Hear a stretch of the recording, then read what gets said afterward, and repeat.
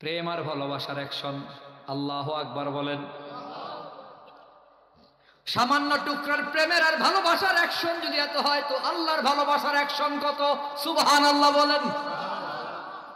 কেমনে বুঝাইতাম রে মুসলমান? জীবনের সব গুনাহ আল্লাহ মাফ করিয়া দেবে, বান্দা শুধু আল্লাহর কাছে মাফ চাইবা, আল্লাহ ভুল করছি আর ভুল করতাম না। আল্লাহ বলে, নবী গো দুনিয়ার মানুষকে জানাইয়া দেন, একবার যদি আমি আল্লাহর ডাক দেই, আমি 70 বার জবাব দিয়া দেবো। খাঁটি মুমিন বান্দার 1 নম্বর গুণ আল্লাহর জিকিরে দিলের ভেতরে ভয়। বলেন, আল্লাহর জিকিরে দিলের ভেতরে কি অথবা ভালোবাসা। ইন্নামাল মুমিনুনা আল্লাযীনা ইযা যুকিরাল্লাহু ওয়াজিলাত কুলুবুহুম, 1 নম্বর। 2 নম্বর, আল্লাহ বলে, ওয়া ইযা তুলিয়াত আলাইহিম আয়াতুহু যাদাতুহুম ঈমানা। খাঁটি মুমিন বান্দার 2 নম্বর গুণ হবে কোরআন তালাওয়াত। যত শুনবে তত ঈমান বাড়বে। মুফাসসিরানে কেরাম বলে, কোরআন তালাওয়াতে খাঁটি মুমিন বান্দা মজা পাবে। যে মজা পায় না তার ঈমান খাঁটি না, যে মজা পায় তার ঈমান খাঁটি। বাস্তবেও কোরআন তালাওয়াতের ভেতরে মজা আছে না নাই? আমি আপনাদের সামনে কোরআন শরীফের, কোরআনুল করিম, কোরআনুল মাজিদ, কোরআনুল হাকিমের সূরা আনফালের 2, 3, 4 তিনটি আয়াত তিলাওয়াত করেছি। কয়টি? এই 3 আয়াতের ভেতরে আল্লাহ তাআলা খাঁটি মুমিন বান্দাদের 5টি গুণ বয়ান করেছে। আল্লাহ বলে, 5 গুণ যাদের, তারাই হলো খাঁটি মুমিন। 3টি পুরস্কার আছে তাদের। জোরে কোন সুবহানাল্লাহ। 5 গুণে মুমিন যারা, 3 পুরস্কার পাবে তারা। 5 গুণে মুমিন যারা, আল্লাহ বলে তারা হবে খাঁটি মুমিন। তাদের পুরস্কার হলো 3টা। তো খাঁটি মুমিন হতে হলে, 3টা পুরস্কার পেতে হলে খাঁটি মুমিন হতে হবে। খাঁটি মুমিন হতে হলে 5 গুণ অর্জন করতে হবে। অতএব খাঁটি মুমিনের গুণ কয়টা? সবাই বলেন কয়টা? আল্লাহ বলে, উলাইকা হুমুল মুমিনুনা হাক্কা। 5 গুণ যাদের থাকবে তারাই হবে খাঁটি মুমিন। আল্লাহ যেহেতু খাঁটি মুমিনের গুণাবলী আলাদা বয়ান করেছে, তার মানে বোঝা যায় মুমিনের বাজারে, ইমানদারের বাজারে খাঁটি ইমান বলা যেমন আছে, ভেজালও আছে না নাই? দোকানে সাইনবোর্ড লাগাইছে খাঁটি ঘি বিক্রি করা হবে, তার মানে এই বাজারে ভেজাল ঘিও আছে। খাঁটি সরিষা তৈল বিক্রি হয়, তার মানে ভেজাল সরিষাও। ভেজাল সরিষা বুঝেননি? 1 গ্রাম পাম অয়েলের মধ্যে 1 চামচ কি একটা মেডিসিন দিলে সব হয় সরিষা। আল্লাহ তাআলা বলে, উলাইকা হুমুল মুমিনুনা হাক্কা। 5 গুণ যাদের হবে তারাই হবে খাঁটি মুমিন। 5 গুণ যার আছে সেই হলো খাঁটি মুমিন। খাঁটি মুমিন বান্দার কয় গুণ? জোরে কোন। 1 নম্বর, আল্লাহ বলে, ইন্নামাল মুমিনুনা আল্লাযীনা ইযা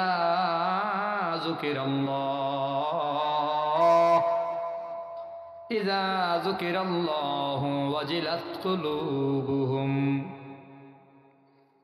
আল্লাহ তাআলা বলে, খাঁটি মুমিন বান্দার 1 নম্বর গুণ, ইযা যুকিরাল্লাহ।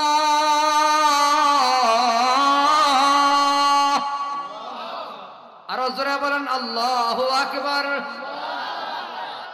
আল্লাহ তাআলা বলে, খাঁটি মুমিন বান্দা যখন আল্লাহর জিকির শুনবে, আল্লাহর জিকির মানে আল্লাহর আওয়াজ যখন মুমিন বান্দার কানে আসবে, তখন ইমানদার থরথর করে কাঁপতে থাকবে। জাহান্নামের আগুনের ভয়, আল্লাহর আদালতের ভয়, আযাবের ভয়ের কথা বান্দার মনে পড়ে যাবে। তখন বান্দার দিলের ভেতরে ভূমিকম্প শুরু হয়ে যাবে। ওয়াজিলাত কুলুবুহুমের 2টা ব্যাখ্যা। 1 ব্যাখ্যায় বলে আল্লাহর আযাবের ভয়ে বান্দার দিলের ভেতরে কম্পন শুরু হবে। আর একটা ব্যাখ্যা হলো আল্লাহর মহাব্বতে বান্দার দিলের ভেতরে প্রেমের ঢেউ শুরু হয়ে যাবে। আল্লাহর মহাব্বতের ঢেউ, আল্লাহর মহাব্বতের ঢেউয়ে বান্দা পাগল হয়ে যাবে। আল্লাহর পাগল যখন আল্লাহর আওয়াজ পাবে, বান্দা ঘরের ভেতর থাকতে পারবে না, রশি দিয়া বাইন্দাও রাখা যায় না। গরম কম্বল দিয়েও বান্দারে বান্দা রাখা যায় না। 70 বছর বয়স মুরব্বী বাবা বড় দুর্বল। দুর্বল মুরব্বী বাবা যখন কম্বলের নিচে ঘুমাইছে, ঠান্ডায় পুরা ঘর বরফ হয়ে গেছে।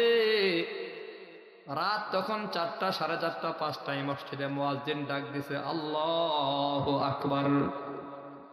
ওই 70 বছর দুর্বল মুরব্বীর কানে আইসা আল্লাহর আওয়াজ চলে আসছে।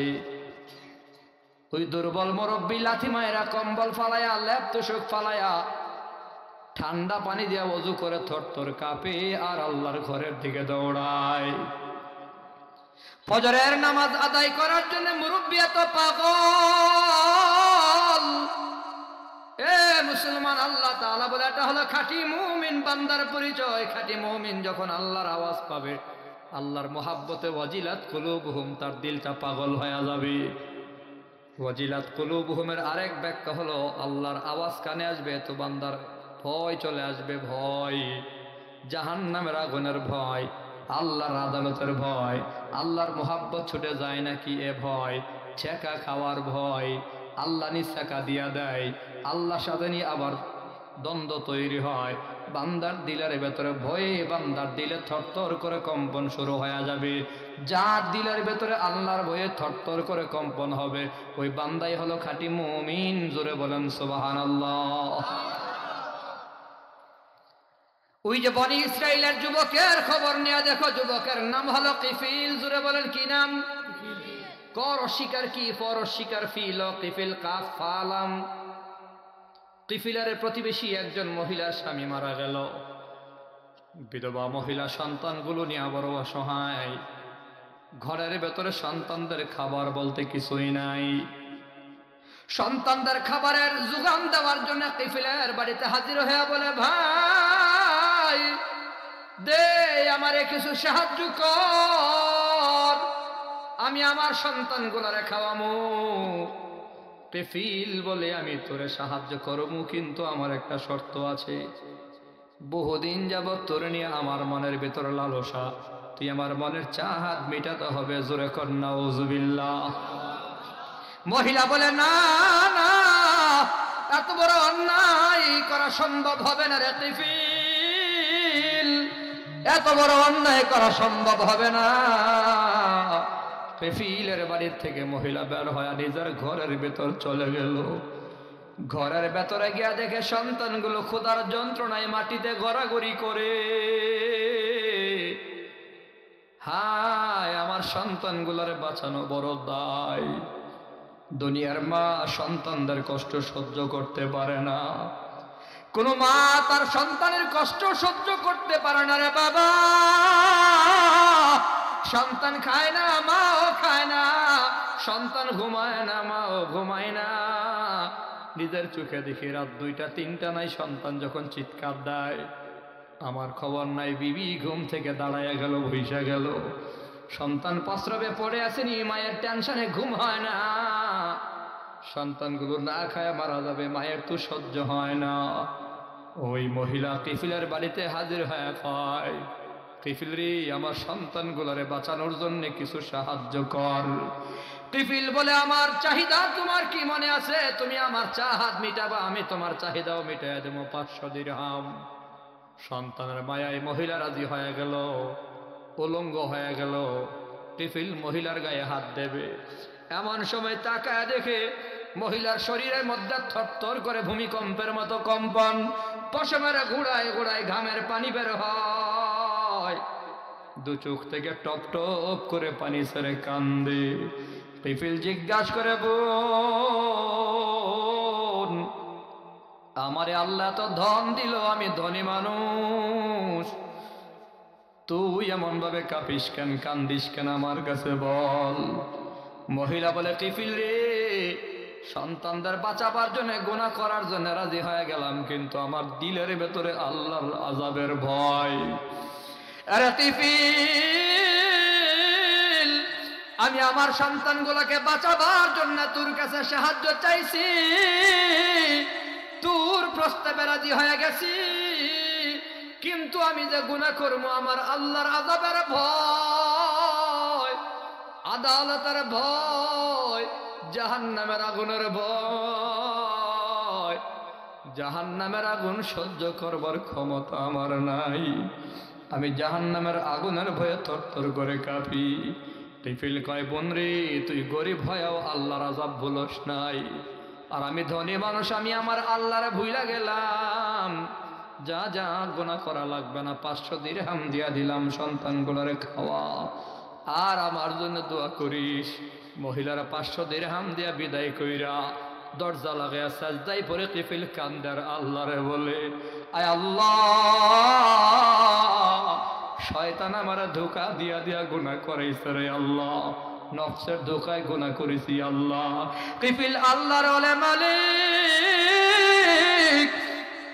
আমার দিলের ভেতরে তোমার আযাবের ভয় জুইকা গেছে। ও আল্লাহ, জাহান্নামের আগুন সহ্য করবার ক্ষমতা আমার নাই। আল্লাহ তোমার দরবারে তওবা করি, আমারে মাফ করিয়া দিও। আমার নবী বলে, আত্তাইবু মিনাজ যামবি কামাল্লা যামবালাহু। ও মুসলমান যুবক ভাইয়েরা, নবী বলে, তুমি যদি মনে করো তোমার চেয়ে বড় গুনাহগার দুনিয়াতে কেউ নাই, যদি মনে করো টপ লেভেলের গুনাহগার তুমি, তাহলেও তুমি আল্লাহর রহমতের আশা ছাড়িও না। নবী বলে, তুমি তওবা করবা আল্লাহর কাছে, আল্লাহ মাফ করিয়া দিও, ভুল করছি, অন্যায় করছি, আর করবো না। নবী বলে, তোমার গুনাহগুলো এমন ভাবে ক্ষমা করা হবে, আমল নামায় গুনাহের চিহ্ন পর্যন্ত থাকবে না। আল্লাহ বলে, ইয়া ইবাদি আল্লাযীনা আসরাফু আলা আনফুসিহিম লা তাকনাতু মির রাহমাতিল্লাহ, লা তাকনাতু মির রাহমাতিল্লাহ। আল্লাহ বলে, রহমতের আশা ছাইরো না বান্দা। এ মুসলমান জবাব দিয়েন, তামাম দুনিয়ার সব মানুষের গুনাহ বড় নাকি আমার আল্লাহর রহমত বড়? আরো জোরে কোন, এই মানুষের গুনাহ বড় নাকি আমার আল্লাহর মায়া বড়? কথা কয় না, জোরে বলেন, আমার আল্লাহর মায়া বড় না ছোট? আমার আল্লাহর মায়া বড়। কিফিল সাজদায় পড়ে আল্লাহর ডাকে বলে, আল্লাহ গুনাহের কারণে মানুষ আমারে পছন্দ করে না রে আল্লাহ, তোমার কাছে মাপ চাই, তুমি আমার মাফ করিয়া দিও। এই কথাগুলো বলে আজরাইল ঘরের ভেতর আইসা তার রূহ নিয়ে চলে গেছে, সাজদার ভেতরেই মারা গেছে। মানুষে খবর পেয়ে গেছে কিফিল নাকি মারা গেছে। আরে কিফিলের মরণটা কেমন হলো? এলাকার ভেতরে সবচেয়ে বড় পাপিষ্ট কিফিলের মরণ একটু দেখার জন্য দলে দলে মানুষ দৌড়ায়। তার ঘরের দরজার সামনে লাখের উপর মানুষ দাঁড়াইয়া গেল। আরে সেলিব্রিটিকে মানুষ দেখার জন্য পাগল হয়। পাপিষ্ট কোনো গুনাহগার নায়কের বড় সিনেমারে যেমন দেখার জন্য, সিনেমার বড় নায়করে মানুষ দেখার জন্য পাগল হয়, নায়িকারে দেখার জন্য পাগল হয়, আবার আলেমরে দেখার জন্য পাগল হয়। কক্সবাজার পেকুয়ায় আমাদের ডক্টর মিজানুর রহমান আজহারি গতকাল মাহফিল করেছে, 20 লক্ষের উপর মানুষ হয়েছে। জোরে কোন মারহাবা। শাইখুল হাদিস ইবনে শাইখুল হাদিস মামুনুল হক আসলে পরে মানুষ কম হয় না বেশি? ছোট্ট রফিকুল ইসলাম মাদানী আসলে মানুষ কম না বেশি? ভালো দিকে যেমন মানুষের ভক্তি আছে, আবার মাতাল জেমস আইলেও মানুষ কম না বেশি? জেমস আয়াও যখন তবলায় বাড়ি বাড়ি মানুষের অভাব নাই, পাগল হয়ে যায়। হ্যাঁ, ভালো দিকের যেমন সেলিব্রিটি আছে, আবার মন্দ দিকের সেলিব্রিটি জনপ্রিয় মানুষ আছে। কিফিল তো বদমাইশ নাম্বার 1, তার মৃত্যুটা কেমন হলো? মানুষ দলে দলে দাঁড়ায় গেছে তার ঘরের সামনে। আশ্চর্যের বিষয় হলো, ঘরের সামনে দাঁড়ায় দেখে দরজার কাঠের উপর লেখা, কাদ গাফারাল্লাহু লাহুল কিফিল, আমার আল্লাহ কিফিলের সব গুনাহ মাফ করে দিছে। আরো জোরে কোন সুবহানাল্লাহ। খারাপ লাগে আপনাদের? বয়ান কিছুক্ষণ চলবে। আমার আল্লাহর মায়া আছে না নাই? আমার আল্লাহর প্রেম ভালোবাসা আছে না নাই? আজীব একটা কথা মনে পড়ছে, ইমাম গাজ্জালি বলে, আল্লাহ মায়া বানায়া মোহাব্বত আর ভালোবাসা বানাইছে। ভালোবাসা একটা বস্তু আল্লাহ বানাইছে, কিন্তু জীবন আল্লাহ বানাইছে, মৃত্যু আল্লাহ বানাইছে। মৃত্যুরও মৃত্যু হবে, মৃত্যুরও কি? হাসরের দিনে আল্লাহ তাআলা মৃত্যুকে জবাই করে দেবে, একটা দুম্বা বানায় মৃত্যুকে জবাই করে দেবে, যার কারণে মানুষ একবার মরার পরে আর কখনো মরবে না। ওই জান্নাতে দেয়া যাবে সারা জীবন জিন্দা, জাহান্নামে থাকলেও সারা জীবন জিন্দা, আর মরবে না, কারণ মৃত্যু বিষয়টাকে আল্লাহ কোরবানি করে দেবে। আল্লাহ তাআলা জীবন বানাইছে, মরণ বানাইছে, এমন ভালোবাসাও বানাইছে। মনে করেন একটা গোলাপ ফুল, ভালোবাসা বানায় আল্লাহ ভালোবাসার প্রেমে পড়ে গেছে। জোরে কোন সুবহানাল্লাহ। ইমাম গাজ্জালী বলে আল্লাহ ভালোবাসার প্রেমে পাগল হয়ে গেছে, ভালোবাসা বড় সুন্দর। প্রেম বানায়া প্রেমের উপর প্রেমে পড়ে গেছে আল্লাহ তখন প্রেমের উপর প্রেমে পড়া কাইটা 100 টুকরা করছে। 100 টুকরা কইরা আল্লাহ তাআলা নিজের জন্য 99 টুকরা রাইখা দিছে। জোরে কোন সুবহানাল্লাহ। এজন্যই আল্লাহর এত মায়া, আল্লাহ মায়া রাখছে 99 গুণ বেশি। আর এক টুকরাকে আবার 100 টুকরা করছে। সুবহানাল্লাহ বলেন। শুনছেন এর আগে কখনো? ইমাম গাজ্জালী কয় আবার ওই একটা টুকরাকে আরো 100 টুকরা কইরা 99 টুকরা আল্লাহ যে নবীরে মোহাব্বত করে ওই নবীরে দান করছে। জোরে কন্না সুবহানাল্লাহ। কোন নবী? আপনার আমার নবী। জোরে কন্না সুবহানাল্লাহ। আপনার আমার নবীর কলিজার ভিতরে আল্লাহ পাক 99 গুণ কলিজার ভিতরে মোহাব্বত দিয়া ওই এক টুকরার 100 টুকরার একটা টুকরা তামাম দুনিয়ার কোটি মানুষ আর কোটি প্রাণীর ভেতরে বন্টন করে দিছে। সেখান থেকে মাছেও কিছু পাইছে, সেখান থেকে বাঘেও পাইছে, সিংহে পাইছে, হাইওয়ান জানোয়ার সবাই পাইছে, ওখান থেকে মানুষেও কিছু পাইছে। এত হাজার হাজার হাজার হাজার কোটি কোটি কোটি কোটি টুকরার ভেতরে সামান্য এক টুকরা আমিও পাইছি, আপনিও পাইছেন। মানুষ সামান্য এক টুকরা কোটি ভাগের এক ভাগের টুকরা ভালোবাসা পায়া কাইল্লা মায়ার লাগে এত পাগল হইছে। বাবার কথাও মানে না, মায়ের কথাও মানে না। 3 বাচ্চার মহিলা নিয়া 3 বাচ্চার মা নিয়া বাগছে, সুন্দরী বউ পালায়া কালা মাইয়ার পেছনেও ঘুরে। আসেনি? দিল ভালোবাসার অ্যাকশন বুঝাইলাম। এই টুকরা ভালোবাসার কি অ্যাকশন দেখছেন? কালা একটা মাইয়ার লাগি পাগল হয়ে গেছে গা। হে বংশের চিন্তা করলো না, জাতের চিন্তা করলো না, ইজ্জতের চিন্তা করলো না, হাজি সাহেব বাবার চিন্তা করলো না, হাজি মায়ের চিন্তা করলো না। নিজের ঘরে বউ আছে সুন্দরী, এরপরও কাইল্লা মহিলার পেছনে ঘুরে। এই মহিলা আবার 5 বাচ্চার মা, এরপরও হে মাইয়া ডরি ভাল লাগে, প্রেমে পড়ে গেছে গা। সুন্দরী বউ ফালাইয়া কালা মাইয়া লয়া ভাগ্যা গেছে গা। এমন প্রমাণ আছে না নাই? প্রেম আর ভালোবাসার অ্যাকশন। আল্লাহু আকবার বলেন। সামান্য টুকরার প্রেমের আর ভালোবাসার অ্যাকশন যদি এত হয়, তো আল্লাহর ভালোবাসার অ্যাকশন কত? সুবহানাল্লাহ বলেন। কেমনে বুঝাইতাম রে মুসলমান? জীবনের সব গুনাহ আল্লাহ মাফ করিয়া দেবে, বান্দা শুধু আল্লাহর কাছে মাফ চাইবা। আল্লাহ ভুল করছি আর ভুল করতাম না।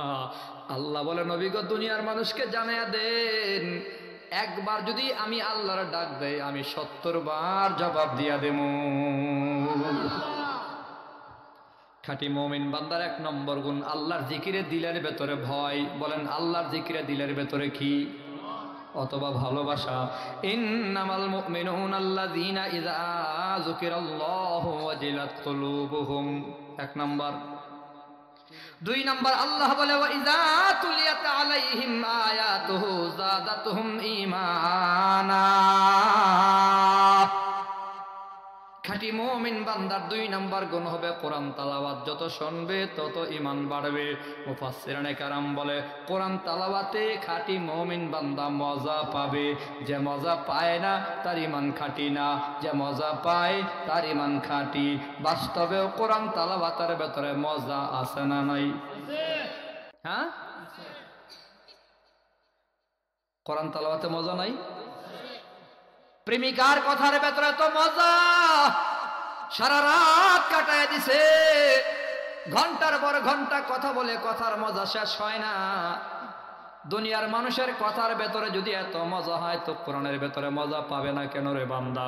কোরআন আমার আল্লাহর কথা, কোরআন হচ্ছে কালামুল্লাহ, আল্লাহর কথা। দুনিয়ার মানুষের কথার ভেতরে যদি মজা থাকে, আল্লাহর কথায় মজা আছে না নাই? তুমি মজা পাও না, এই কেমনে পাইবারে যুবক? একদিন ফুটবল খেলায় মজা না সাজা? বুঝেন নাই? একদিন খেলছেন, যেদিন খেলছেন সেদিন কিন্তু মজা না সাজা? কোমর ব্যথা রে, হাঁটু ব্যথা রে, বুকটা ব্যথা করে রে, আই রে ঘুম নাই, ট্যাবলেট খায়া ঘুমান লাগে প্রথম দিন ফুটবল খেলার পরে। দ্বিতীয় দিন খেললে একটু ব্যথা কমে, তৃতীয় দিন আর একটু কমে, চতুর্থ দিনে আর ব্যথা নাই। এখন না খেললে পরে কোমর ব্যথা, খেললে ভালা। কথা কয় না? মিলেনি? কোরআন তালাওয়াতে প্রথম মজা হয়তো পাবা না, কিন্তু ধীরে ধীরে এমন মজা পাইবি রে যুবক। ওই যে আম্মাজান আয়েশা সিদ্দিকা রাদিয়াল্লাহু তাআলা আনহা একদিনে 30 পারা কোরআন খতম করতো। জোরে কোন সুবহানাল্লাহ। মজা না থাকলে কাসেম নানতুবি 2 রাকাত নামাজে 30 পারা কোরআন তেলাওয়াত করছে কেমনে?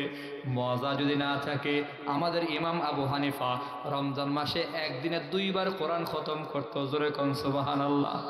রাতে একবার, দিনে একবার, রাতে একবার, দিনে একবার 30 পারা কোরআন খতম। নিশ্চয়ই কোরআনের ভেতরে মজা আছে না নাই? وقال الذين كفروا لا تسمعوا لهذا القرآن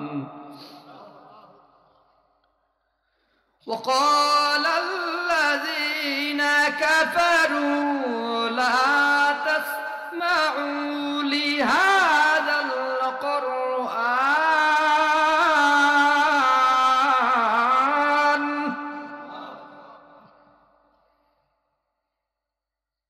وقال الذين كفروا لا تسمعوا لهذا القرآن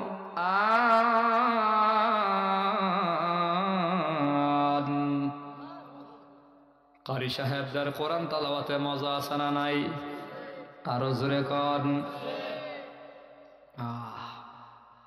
কোরআন তালাওয়াতে এত মজা, ও বান্দা, যে পাবে যে পাবে যে পাবে সেই হলো মুমিন বান্দা। ওই যে দেখো না সূরা ফাতিহা 1000 বছর যাবত ইমাম সাহেব তেলাওয়াত করে, কত ইমাম পাল্টাইলাম, সব ইমাম আইসা সূরা ফাতিহায় পড়ে, একদিনও কোনো মুসল্লি কয় নাই মজা লাগে না। কথা কোন ঠিক কিনা? হাফেজ সাহেব আবার তাড়াতাড়ি পড়ে, ইমাম সাহেব ধীরে ধীরে পড়ে, কারি সাহেব কারাতের মতো টান দিয়া পড়ে। এক একজনের এক এক রকমের মজা। যেমন আমার সোনার বাংলা আমি তোমায় ভালোবাসি, একটা সুর আছে না নাই? সুর পাল্টাইয়া পড়লে মজা লাগে? এর মজা নাই। এক সাগর রক্তের বিনিময়ে বাংলার স্বাধীনতা আনলে যারা, এই সুরটারে পাল্টায় যদি আমি পড়ি, এক সাগর রক্তের বিনিময়ে বাংলার স্বাধীনতা আনলে যারা, ভাল লাগবো? সুর পাল্টাইলে ভাল লাগে না। কোরআন তালাওয়াতের সুর পাল্টাইলেও মজা লাগে। কথা কোন ঠিক কিনা? যেমন ইমাম সাহেব পড়তেছে আলহামদুলিল্লাহি রাব্বিল আলামিন আর রহমানির রহিম মালিকি ইয়াউমিদ্দিন ইয়্যাকা না'বুদু ওয়া ইয়্যাকা নাস্তাঈন ইহদিনাস সিরাতাল মুস্তাকিম সিরাতাল্লাযীনা আন'আমতা আলাইহিম গায়রিল মাগদুবি আলাইহিম ওয়ালাদ-দাল্লিন।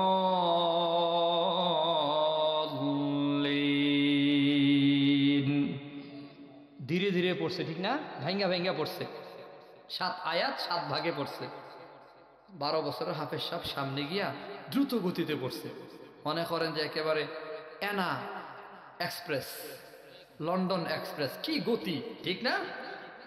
ছোট হাফেজ সাহেব গতিতে পড়ে না? গতিতে পয়রা আবার জিজ্ঞাসে, কিও মুরব্বী গতি ঠিক আছে নি?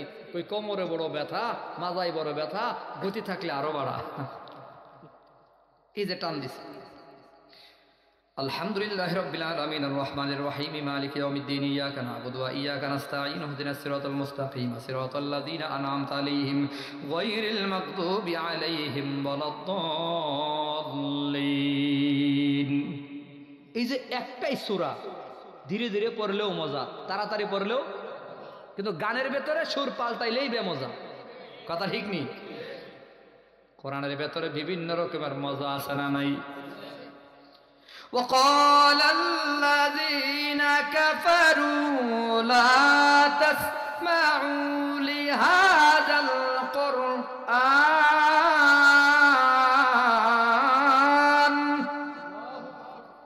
والغوا فيه لعلكم تغلبون।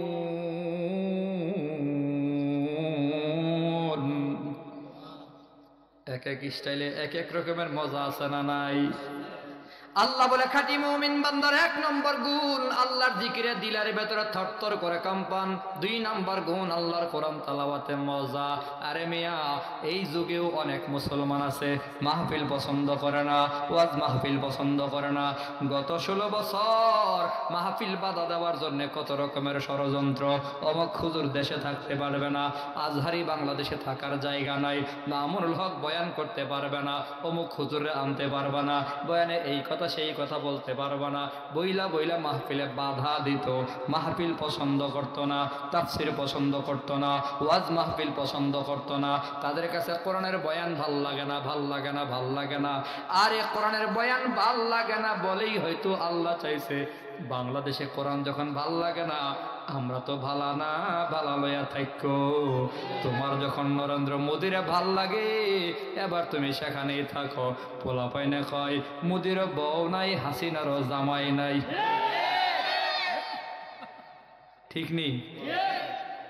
গান বানাইছে মোদিরও বউ নাই, হাসিনারও। কি আজীব মিলা মিলাই দিছে আল্লাহ। কোরআন ভাল লাগে না, মাহফিল ভাল লাগে না, আলেমদের ভাল লাগে না, যাও জালেমের সাথে থাকো। মুদি তো জালেম, হের লগে থাকো।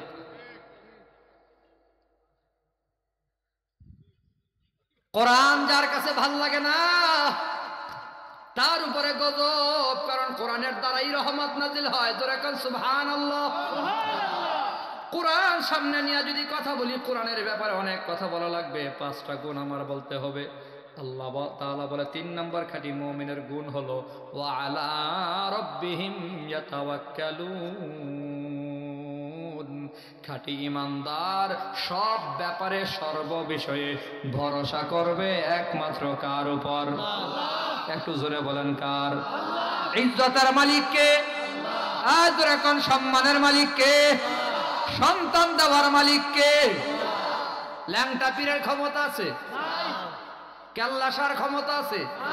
বাবা শাহজালালের ক্ষমতা আছে? সন্তান দেওয়ার মালিক কে? এরপর নাদান মূর্খ, বেয়াদব মূর্খ, তুমি 10,000 টাকা দিয়া ঋণ করে খাসি কিনা পীর বাবার দরবারে দিয়ে আসছো। আমি কেন মূর্খ নাদান বলছি রে বাপ? খবর নিয়ে দেখলাম তোমার দেওয়া খাসি পীর সাহেব বেচ্চা নিজের বাড়ি বানাইতাছে সেইচ্ছা। পীরের বাড়িতে খাবারের অভাব নাই, কথা কয় না। তোমার খাসি দেওয়ার লাগবে, হেবারা খাসি বেচ্চা গোলাই তারে না। তুমি তোমার মায়েরে খাওয়াও, বাপরে খাওয়াও, আব্বা আম্মা খুশি তো আল্লাহ খুশি। সুবহানাল্লাহ। মা বাবার চেয়ে বড় পীর আর নাই। সুবহানাল্লাহ বলেন। সন্তানের জন্য মা বাবার চেয়ে বড় পীর আর বুঝেন মুসলমান বাবারা। মুস্তাজাবুদ দাওয়াত, মুস্তাজাবাত, এরা হলো দাওয়ায়ে মুস্তাজাব, দোয়ায়ে মুস্তাজাব 3টা। 1 নম্বর হলো মা বাবার দোয়া। জোরে কোন সুবহানাল্লাহ। অতএব মুসলমান বাবারা, ভাইরা আমার, রিজিকের মালিক আল্লাহ, সন্তানের মালিক আল্লাহ, সম্মানের মালিক আল্লাহ, আমার সব কিছুর মালিক কে? আল্লাহ। ভরসা করব কার উপরে? খাঁটি মুমিন বান্দার 3 নম্বর গুণ হলো ভরসা হবে আল্লাহর উপরে। 4 নম্বর আল্লাযীনা ইউকিমুনাস সালাহ। খাঁটি মুমিন বান্দা পাক্কা নামাজি হবে। নামাজ পড়া লাগবে কি লাগবে না? আল্লাহ বলে খাঁটি মুমিন নামাজের পাবন্দ হবে, নামাজ কায়েম করবে। কায়েম মানে নিজেও পড়বে, অন্যকেও পড়ার কথা বলা। শুধু নিজে পড়লেই কায়েম হয় না, অন্যকেও বলতে হয়। নামাজের ব্যাপারে বান্দা পাবন্দ হবে, নামাজের ব্যাপারে গাফেল হবে না। বান্দার কাজ হবে পরে, নামাজ হবে আগে। আল্লাহ বলে ইজা কুদিয়াতিস সালাহ ফান্তাশিরু ফিল আরদ। ও মুসলমান, আল্লাহ কয় তোমার ব্যবসা বাণিজ্য কাজ কাম হবে পরে নামাজ হবে আগে। জবাব দিয়েন, সিএনজি আগে নাকি নামাজ? দোকান আগে নামাজ? আর কথা কয় না। ব্যবসা আগে নাকি নামাজ? চাকরি আগে নাকি নামাজ? দোকানদারি আগে নাকি নামাজ? কৃষি কাজ আগে নাকি নামাজ? আগে হবে নামাজ এরপরে কাজ, আগে হবে নামাজ এরপরে কাজ। আল্লাহ বলে বান্দা নামাজ পইরা রিকশা নিয়ে বের হইবা, নামাজ পইরা দোকানদারি করবা, নামাজ পইরা জমিনে যাবা, নামাজ পইরা ব্যবসা করবা, নামাজ পইরা কাজে কামে হাত দিবা। রিজিকের মালিক কে? আরো জোরে কয় না, আরো জোরে বলেন কে? বান্দা তুমি নামাজ আগে আদায় করো। রিকশা বলা ভাই, রিকশার পেডেল মারো, রিকশা তোমার রিজিক দেয় না। সারাদিন দোকানদারি করো, দোকান তোমার রিজিক দেয় না। আরে একই বাজারে কত দোকানদার দেখলাম, এক দোকানে বেচা কেনা বেশি হয়, আরেক দোকানে হয় না। একই বাজারে একই পজিশনে পাশের দোকান, একজন সারাদিন বেচা গোলায় তারে না, আরেকদিন কাস্টমারের বাপ ডাকে কাস্টমার ঢুকে না। তার মানে হলো বান্দারে দোকান খুললা বসে থাকলেও লাভ নাই, রিজিকের মালিককে। আরো জোরে কন। অতএব আমার কাজ আগে নাকি নামাজ? অতএব মুসলমান যুবক ভাই, মুরব্বী বাবা, ও গরিব ভাই রে, অনেক সময় গরিব ভাইদের যখন বলি নামাজ ঠিকঠাক মতো আদায় করবা, ওই হুজুর আপনাদের আন্দাজ নাই তো 1 ঘন্টা বয়ান করে 30,000 40,000 হাদিয়া পান। আমরা তো গরিব মানুষ, রিক্সা চালাতে হয়। আমি বলি যুবক ভাই রে, হাদিয়াও রিজিক দেয় না, আবার রিক্সাও রিজিক দেয় না। সম্মান আর রিজিকের মালিক একমাত্র কে? তুমি তোমার গরিবের কারণে নামাজ পড়তে পারো না, অথচ নবীর সাহাবায়ে কেরামের খবর নিয়ে দেখো, 2-4 মিনিট গভীর মনোযোগ দিয়ে শুনবা। ও মুসলমান যুবক ভাই, নবীর সাহাবী একজন নাম হলো তালহা। তালহা রাদিয়াল্লাহু তাআলা আনহু সব সময় ফজরের নামাজে সবার পরে মসজিদে আসতো, সালাম ফিরাইলে দৌড়ে আবার বাড়িতে চলে যাইতো। তার মানে আসতো পরে, যাইতো সকলের আগে। সাহাবায়ে কেরাম গুঞ্জন করে, আলোচনা পর্যালোচনা করে, আরে তালহা সবার পরে এসে আগে আগে যায়গা, নবীর দরবারে বসেও না, বয়ানও শুনে না, তাসবিহ আদায় করে না, জিকিরও করে না, মাসআলা শুনে না, হাদিসও শুনে না, নবীর সাথেও কথা কয় না। ব্যাপারটা কি সবার পরে এসে সবার আগে আগে যায়। আলোচনার এক পর্যায়ে নবীর কান পর্যন্ত খবর চলে গেল, আমার নবী খবর পাইছে তালহা সবার পরে আসে আর সবার আগে চলে যায়। আপনার আমার নবী একজন সাহাবীকে নিয়োগ করেছে, ও সাহাবী, আগামীকাল তালহা যখন নামাজে আসবে, তালহার কানে খবর দিও আমি নবীর সাথে যেন দেখা করে যায়, দেখা না করে তালহা যেন যায় না। তালহা নামাজে আসছে, ওই সাহাবী বলে, তালহা রে, নবী বলছে নামাজের পর দেখা করে যাবি। তালহা সালাম ফিরে বসে আছে, আমার নবী সালাম ফিরে তালহাকে ডাক দিছে, তালহা তাল এদিকে আসো। তালহা যখন কাছে আসছে, আপনার আমার নবী কেমন নবী? নবী জিগায়, তালহা আমার কোন ব্যবহারে তুমি কষ্ট পাইছো নাকি? জোরে কর না সুবহানাল্লাহ। নবী একবার কয় নাই তালহা তোমার কি হয়েছে? নবী কয় আমার কি হয়েছে, আমি তোমার সাথে কোনো খারাপ ব্যবহার করছি নাকি? এরা তালহা আমার কোনো কথাবার্তায় তুমি কষ্ট পেয়েছ নাকি, নাকি কোনো আচরণে ব্যবহারে কষ্ট পেয়েছো?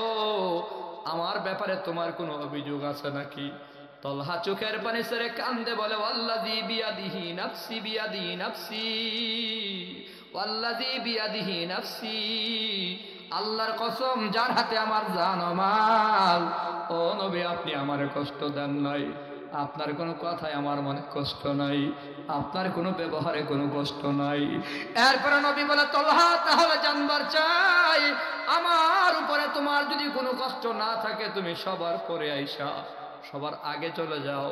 সবাই বসে তুমি বসো না কেন? সবাই তাকে তুমি থাকো না কেন? সবাই হাদিস শুনে আমার কথা শুনে তুমি শোনো না কেন? এরা তালহা কি ব্যাপার, তুমি পরে আসো, আগে আগে চলে যাও। তালহা রাদিয়াল্লাহু তাআলা আনহু তখন চোখের পানি ছেড়ে কান্দার কয়, নবী গো, আমি আমার ঘরে আর আমার বিবি দুইজন মানুষ, নামাজ পড়ার মতো কাপড় মাত্র একটা, সতর ঢাকার মতো কাপড় মাত্র একটা, এক কাপড় দিয়ে আমি নামাজ পড়ি, আমার বিবিও নামাজ পড়ে গো নবী। আর দ্বিতীয় কোনো কাপড় চোপড় আমার ঘরে নাই, ঘরের ভেতরে মাটির একটা গর্ত আছে, আমি উলঙ্গ হয়ে ওই গর্তের ভেতরে থাকি। আমার বিবি এই কাপড়টা দিয়া নামাজ আদায় করে, এরপরে আমি আমার বিবির গর্তের ভেতর রাইখা আমি নামাজ পড়তে আসি। নবী গো, ফজরের নামাজের পরে বেশি সময় থাকে না গো নবী, সূর্য উঠা যাবে, যার দরুন আমি দৌড়ে বাড়ি চলে যাই, কারণ আমার বিবিরে গর্তের ভেতর রাইখা আসছি, আমি কাপড় পরে আপনার পেছনে নামাজ পড়তে আসছি গো নবী। আমি যদি দ্রুত দৌড়ে না যাই তো আমার বিবির নামাজটা কাজা হয়ে যাবে। আমার নবীর তলহা কান্দে আর কয়, আমার নবী চোখের পানি সারে সারে কান্দে আর বলে, তলহা এত গরিব হালাতেও তুমি আমার আল্লাহরে ভুলো নাই, আমার আল্লাহরে ভুলো নাই, আমার আল্লাহ জানায় দিছে তোরেও ভুলে নাই, তুই আল্লাহরে না ভুলার কারণে আমার আল্লাহ তোরা জামাই বউ দুইজনের নামে জান্নাত লিখে দিয়েছি। আরো জোরে কন্যা সুবহানাল্লাহ। আল্লাহ বলে খাঁটি মুমিন বান্দার 4 নম্বর গুণ হলো নামাজ আদায় করবে। 5 নম্বর আল্লাহ বলে ওয়ামিম্মা রাযাকনাহুম ইউনফিকুন, খাঁটি মুমিন বান্দা আল্লাহর দেওয়া সম্পদ আল্লাহর রাস্তায় খরচ করবে, আল্লাহর দেওয়া সম্পদ আল্লাহর রাস্তায় খরচ করবে। 5 নম্বর, সম্পদ দেয় কে? ধনীকে বানায়। আমার প্রতিবেশী ভাইরে গরিব বানাইছে কি? আল্লাহ বলে খাঁটি মুমিন আল্লাহর দেওয়া সম্পদ আল্লাহর রাস্তায় খরচ করবে, মানে আল্লাহর ঘরে দান করবে। এরে মুসলমান, আল্লাহর ঘরে দান করবে, মাদ্রাসায় দান করবে, গরিব দুঃখী অসহায় মানুষকে দান করবে। কি মনে করেছো আল্লাহর ঘরে যারা দান করেছ ঠকিয়া গেছো? না না, নবী বলে মান বানা লিল্লাহি মাসজিদান বানাল্লাহু লাহু বাইতান ফিল জান্নাহ, যে আল্লাহর জন্য একটা মসজিদ বানাবে আল্লাহ তার জন্য জান্নাতে ঘর বানায়া দেবে। মসজিদ বানাতে গেলে কোটি কোটি টাকা লাগে, না না বান্দা 1 টাকাও যদি দাও, নিয়ত যদি সহি থাকে, 1 টাকার বিনিময়ে আল্লাহ জান্নাতে ঘর দিয়া দেবে। আল্লাহ দেওয়া সম্পত্তিকে 1000 আল্লাহর ঘরে দিছো, নিয়ত সহি, জান্নাতে ঘর। বাস্তব খবর নিয়ে দেখো, ওই যে বাচ্চা হারুন আর রশিদ রহমতুল্লাহি আলাই, তিনি একটা মসজিদ বানাবে, সর্বোচ্চ 3-4 মিনিট গভীর মনোযোগ দিয়ে শোনো, 2 কান দিয়া দিলের কান দিয়া শোনো। বাচ্চা হারুন কোটি কোটি টাকা খরচ করে মসজিদ বানাবে, এলাকায় ঘোষণা করেছে, ও এলাকার লোকেরা, আমি বাচ্চা মানুষ, আমি আমার টাকায় মসজিদ বানাবো, এলাকার কেউ মসজিদে দান করবা না, দান করা নিষেধ, দান করা নিষেধ। বাদশাহ আবার নিজের মসজিদ বানাইছে, কোটি টাকা খরচ কইরা রাজমিস্ত্রি লাগায়া মসজিদ বানানো যখন শেষ হয়ে গেল, বাদশাহ রাতের বেলা আরামে ঘুমায়, টেনশন একটা শেষ। আল্লাহর একটা ঘর বানাইছি, ঘুমের ভেতরে ফেরেশতা আইসা ডাক দেয়া কয়, স্বপ্নে দেখে, ও বাদশাহ তুমি যে আল্লাহর জন্য মসজিদ বানাইছো, আল্লাহ তোমার জন্য জান্নাতে ঘর বানায় রাখছে, ঘরটা দেখবানি? বাচ্চাকে জান্নাতে ঘর দেখবো না মানে চলো, স্বপ্নেই রওনা করেছে জান্নাতে ঘর দেখবে। সুবহানাল্লাহ, জোরে কর। জান্নাতের ঘর কত সুন্দর, কত সুন্দর, আমি বুঝাতে পারবো না রে ভাই। আমার নবী যেখানে বলেছেন আদাতুল ইবাদিয়াস সালিহিন মা লা আইনুন রাআত ওয়ালা উযুনুন সামিআত ওয়ালা খাতারা আলা কলবি বাশার, ওয়ালা খাতারা আলা কলবি বাশার। আল্লাহ নবী কয়, জান্নাতের নাজ ও নিয়ামত দুনিয়ার কোনো চোখ দেখে নাই, জান্নাতের সুর ও গান দুনিয়ার কোনো কানে শোনে নাই, জান্নাতের কোনো মজা দুনিয়ার কোনো অন্তর বুঝবে না, অতএব বোঝানোর ক্ষমতাও নাই রে বান্দা। জান্নাতের সুন্দর ঘর বাদশাহ হারুন দেখা রাস্তায় বের হইয়া দেখে অপোজিটের বিপরীতে সেম আরেকটা ঘর, হুবহু ঘর। মনে করেন এই একটা ফোন, এর মতো সেম আরেকটা ফোন, ঠিক জান্নাতে একটা ঘর, এই পাশে যেই ঘর ওই পাশে সেম ঘর, ডিজাইন এক, উচ্চতা এক, সব মোজাইক এক, টাইলসও এক, জানালা এক, দরজা এক, কালারে কুলারে কোনো ব্যবধান নাই। বাদশাহ মনে মনে কয়, আল্লাহ তো জান্নাতে ঘর একটা দেওয়ার কথা, আমি একলা মসজিদ বানাইছি, যার দরুন আমারে বোধহয় আল্লাহ 2টা ঘর দান করছে।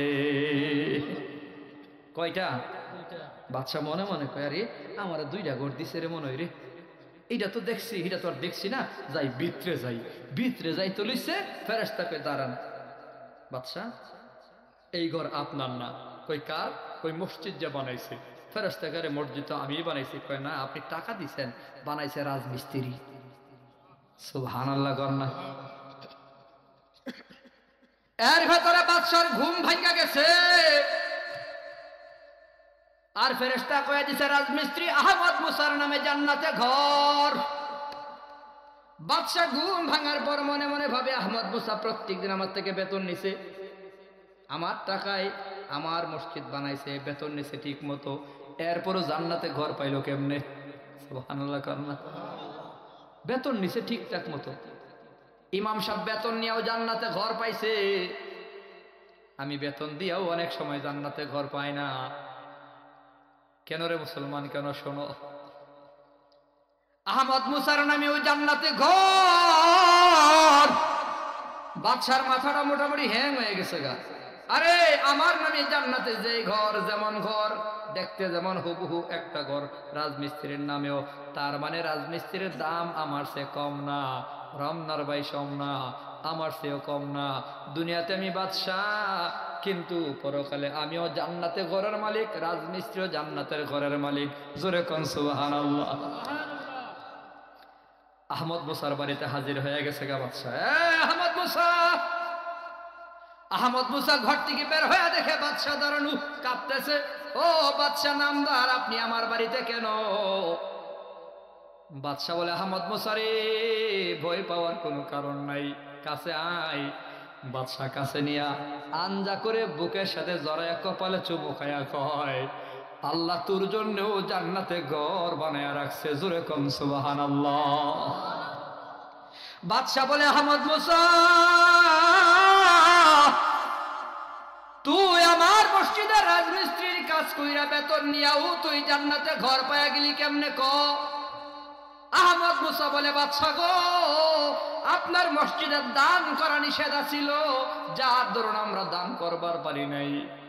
কিন্তু রাতের বেলা আমি আমার বাবার জমিনে কোদাল দিয়া যখন মাটি কাটতে গেলাম, কোদাল দিয়া যখন মাটিতে কূপ দিলাম, মাটি উল্টাইলাম, দেখলাম মাটির নিচে 3টা পাথর।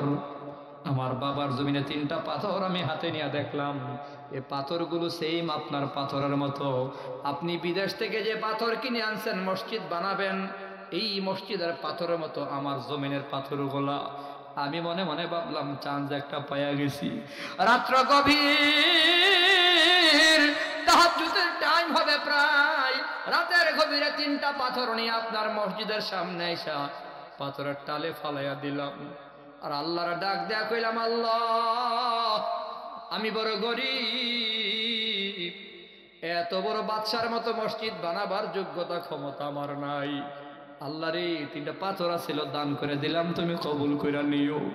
ডানে ভাবে দেখলাম কেউ নাই, কান্দা কান্দা তাহাজ্জুদের টাইমে আল্লাহরে বলছি, আল্লাহ দান করা নিষেধ, আবার আমার কাছে টাকাও নাই, পয়সাও নাই, 3টা পাথর যেহেতু মিল্লা গেল, দান করে দিলাম, আল্লাহ কবুল করে নিও। আরে বাদশা হারুন কয়, ইন্নামাল আমালু বিন্নিয়াত। বুখারী শরীফের প্রথম হাদিস, নিয়ত গুণে বরকত, আমলের যা যা পাবে নিয়তের মাধ্যমে। আবার আঞ্জা করে বুকে জড়ায় কয়, আহমদ মুসা রে, আমি কোটি টাকা খরচ করে জান্নাতে ঘর পাইছি, তুই 3টা পাথর দিয়া হুবহু ঘর পাইয়া গেছস, তোর নিয়ত বড় পাক্কা।